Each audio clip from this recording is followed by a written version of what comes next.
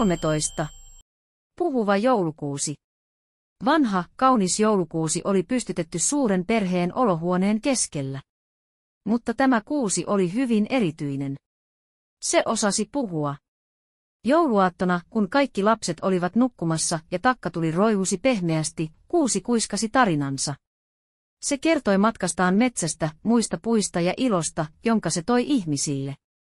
Puu selitti lapsille, että joulun todellinen taika ei ollut vain lahjoissa vaan myös yksinkertaisissa yhdessäolon hetkissä. Kun lapset seuraavana aamuna katsoivat puuta, he ymmärsivät, mitä se oli tarkoittanut. He eivät viettäneet päivää lelujen seurassa vaan vanhempiensa ja ystäviensä kanssa.